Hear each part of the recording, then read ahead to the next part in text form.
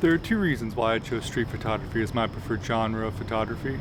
One, the idea of capturing the fleeting moments of the human condition is beautiful to me.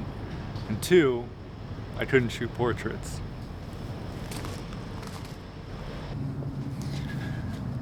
In my last video, I talked about the history of street photography, so if you're interested in that topic, I'll leave a link to that video at the end of this one. But in today's video, we're going to talk about why I personally chose street photography and why I think it's great for beginners.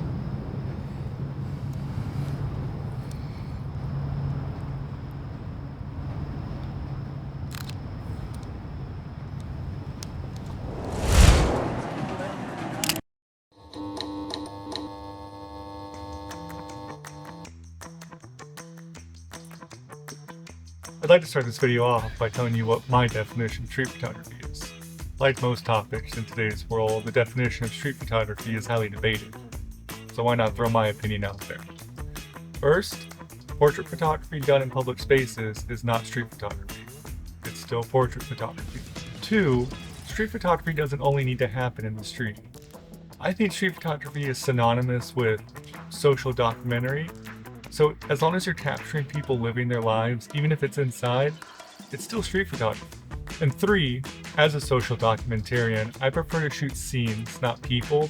So the aggressive styles of, say, Bruce Gilden are really not my cup of tea. Now I have a video coming out about the different styles of street photography, so subscribe if you'd like to hear me rant about how much I don't like Bruce Gilden. Okay, so now that I've defined what street photography is to me, why did I decide to start there? Well, I started my photography career when I feel like a lot of people did, during the pandemic.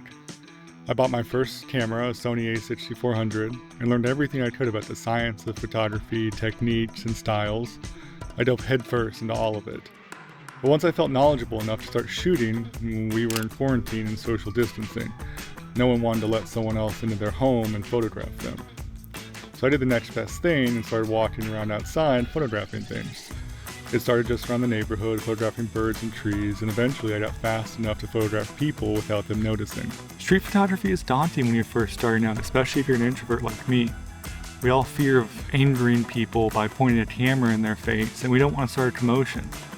But there are two truths that I've learned over the years of photographing. Come here. One, it is perfectly legal to photograph people in public. No one can get you in trouble for doing so. And two, in a world where smartphone cameras are constantly recording life, no one really cares about having a camera pointed in their face. I mean, as long as you don't look like an FBI agent with a 300mm lens shooting around a corner.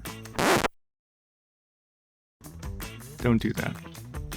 So once I find enough the courage to go downtown and photograph people, an entirely new world opened up to me. I started, one, just actually walking every street downtown and was seeing stuff I didn't know existed, even after living here for over a decade. And I started noticing things too, and that's 95% of photography, is noticing, predicting, and capturing moments as they happen. The other 5% is color, composition, shutter, all that technical stuff. And it was really fun. It was fun to find visual puns like I was Friedlander, or capture the decisive moment like Bresson, or just try to make my photos as lively and colorful as possible like Ray Art. And that's what practicing art is, emulating the greats until you find your own style.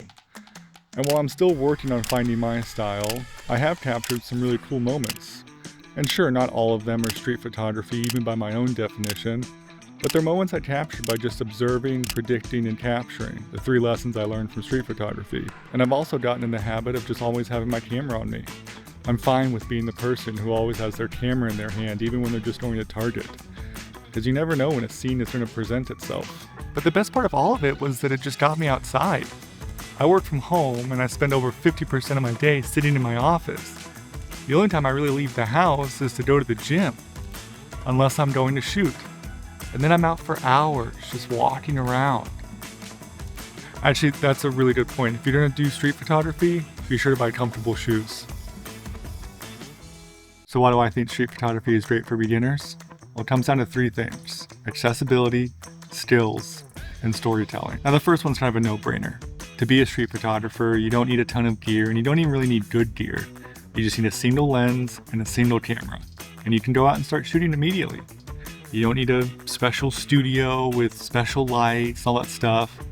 You literally just walk outside and boom, you're kind of a street photographer now. But what's better is that the skills that you practice in your neighborhood translate to literally every other part of the world. You can do street photography from anywhere in the world. It's the original remote job. The next is skill, and this is broken down into two camps really. The first is that you don't need a ton of technical skills to start. If you're shooting digital, the only thing you lose by practicing is time. It doesn't cost you anything, so you can shoot 10,000 photos before you actually get a good one. And at least for me, when I come across a scene, I have an image in my mind of what I want it to look like. And once I capture it, I can immediately look at it and see if it's good or not. And if it's not good, I can ask myself, why isn't it good, and what can I do better next time? It's an instant feedback loop. And the second camp is that the skills that you learn doing street photography translate to almost every other genre of photography. The ability to observe, understanding composition, understanding the importance of contrast, and using light and dark areas to your advantage. All of those things transfer to other genres. If you want to be a wedding photographer, well, you've already got candidates down, and you understand what the sun looks like as it's going down, and how the shadows move, and what the sun looks like on people's faces. You can create really beautiful images. Or you want to be a corporate events photographer for a big company. I mean, that's just street photography in a controlled environment. Or you want to be a brand photographer. Again, you understand composition, you understand when a frame is too light or too heavy, and you know how to tell a story with a single image. You also learn how to make quick decisions and be confident in those decisions. And I mean, that just translates to everything in life. Now that brings me to my last point, which is storytelling. I do think street photography is the best medium for telling stories that aren't entirely yours. Now as a photographer, you get to interpret the story how you see it. The story isn't yours. It's society's story. It's the story of the people in the scene, or even the story of the people who aren't in the scene. But the ability to recognize a story in life, think about what it is and what you want to say about it, and then creating a photograph that can tell your interpretation of that story is really powerful. But it doesn't have to be a world-shattering, gut-punching, eye-popping, incredible story. Take this photo, for example. Think about the story that this photo is telling. It's a photo of an electrical outlet on top of a public trash can downtown. Now personally, I don't walk around downtown with spare electrical outlets that I'm trying to get rid of. So who put it here? And why put it on top, perfectly balanced? This is an example of a story of the person not in the frame. So that's it. That's my journey into street photography and why I think it's great for beginners. All the skills that you'll learn will transfer into almost any other genre of photography or almost anywhere else in the industry. You'll develop your own style, and you'll get a ton of steps in along the way. Seriously, comfortable shoes. Thanks for watching. I hope this was informative, if not entertaining. If you'd like to learn more about this topic, I have a blog post on my website with a ton of more resources for you to check out. So head down to the link in the description and sign up for my newsletter so you don't miss anything. And as always, thanks again, happy shooting, and I'll see you next time.